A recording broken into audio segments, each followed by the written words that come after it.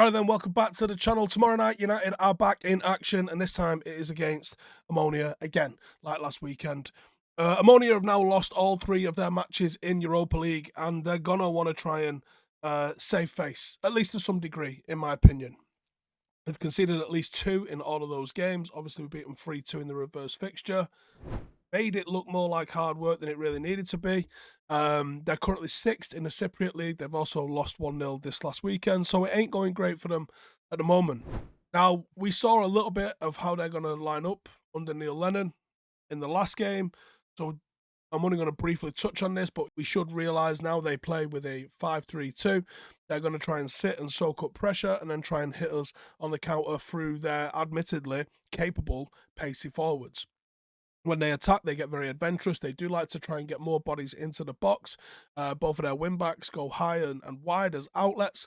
And when they get forward, they are going to take chances. They did manage to exploit us on a couple of occasions on that transition. They do have enough quality to respect. The score, although they scored some pretty good individual goals and they're capable of quick play in the final third, and speed is the great leveler. It's a threat to everybody. United didn't really respect that last week, in my opinion, and because of that, I think that we got punished. And they could punish us again if we're not as clinical in front of goal as we was, admittedly, some of the players, because some of them weren't so clinical. So we should be more aware of their threats, I imagine, this week. I'm hoping that we're not going to rotate too much. Ten Hag in his press conference has said that there's a few players that are going to be missing out. It was the ones that you knew about anyway. Marcus should train. I'm taking that as an indicator that I think this is an opportunity to try somebody else. If Marcus is iffy, if there's a doubt, there's no doubt, bench him and let's let him focus on that other game. Ten Hag said he wasn't going to rotate because every game is a must-win in Europa League. I think he has to say that regardless anyway.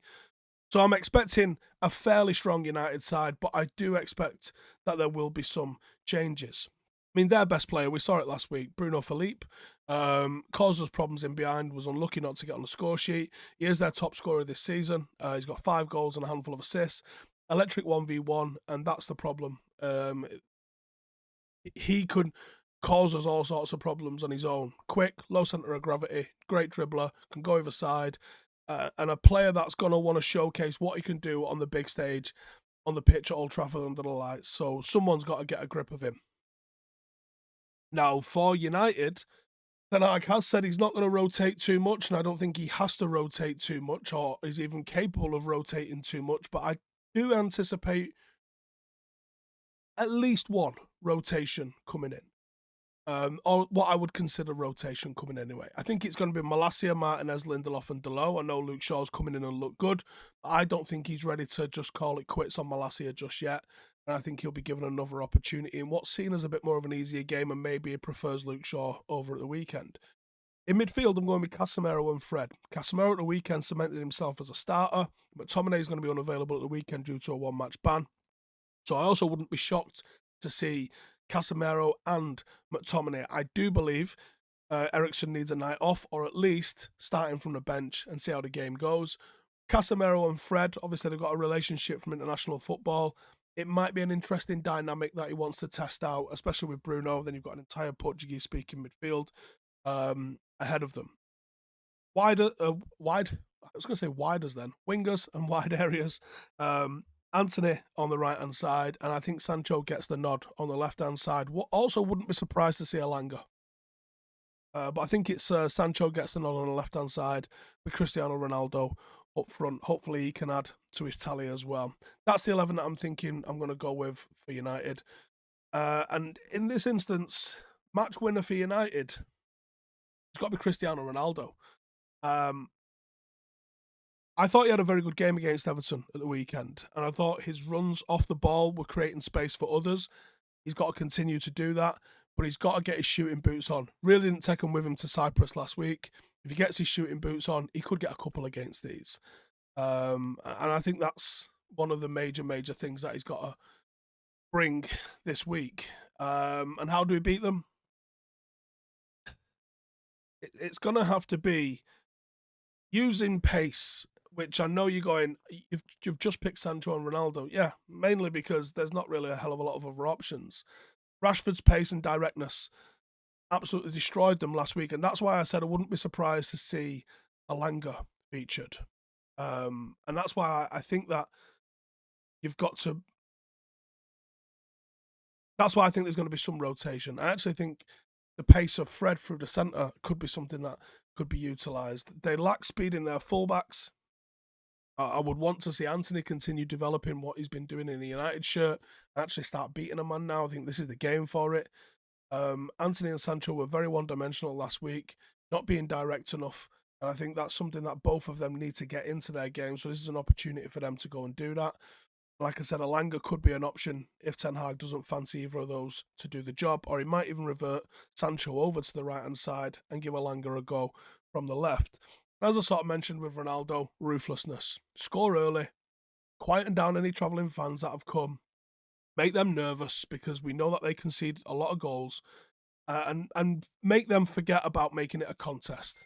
While you're 0-0, or if they get a goal ahead, they're going to really fancy themselves. So don't give them a sniff. Get an early goal and then start to control the game. Start to dictate the tempo. Don't give them any encouragement. Don't leave ourselves open to the pace that they have going forward. Allow us to just squeeze the game and just gently bore the piss out of everyone inside Old Trafford. Take the ball back, press high, rotate it. We did some real mature circulation of the ball against Everton. I want to see more of that. Some more sustained attacks, mainly because I think they're capable of falling asleep defensively. And I think if United just take the sting out of the game and then choose the right sort of time to speed it up and go and smash them. That's my sort of way I see the game going. In terms of a score prediction, I think United can get a 2-0 here. A comfortable 2-0. I think that whether Ten Hag likes it or not, some people are going to have a bit of an eye on the weekend. And maybe that's something that needs to happen. Newcastle at the weekend will be a massive, massive fixture for us. But we also have to progress in this group. And that's going to mean putting pressure on Real Sociedad right until that final game. Hopefully we can get a reverse round. But at some point, United are going to have to look at the goal difference side of things and see if we can make an impact on that. This might be the opportunity for us to do that. This might be the opportunity that we can get where we try and put it on somebody else and really rack up some score. Doesn't feel like we're quite at that time yet where we could absolutely obliterate someone. I think most of us would just be happy getting 3 points dealt with and moving into the weekend's game with no injuries, no dramas. You never know. This United team is capable of smacking someone. Just haven't really seen it yet. Let me know your score predictions in the comments. Let me know who you think should start. Any of the youngsters, Zidane or Garnacho? Do you think it's time to start introducing a couple of those and see what they've got? Let me know in the comments, and I'll see you guys in the next one. Laters. Hey, thank you for watching the video. If you are new around these parts, then don't forget to subscribe. My channel is proudly supported by my community on Patreon. If you'd like to get a little bit of extra content, a Discord group, meetups, five-a-side games, weekly podcasts, behind the scenes, and even an occasional bit of transfer news as and when I get it, then for the price of a pint, you can show your appreciation for the content that we make and get some goodies for doing so as well. Check the link in the description or click the button right here. You'll also find all of my socials here too if you want to follow me on any of those platforms. Nice one.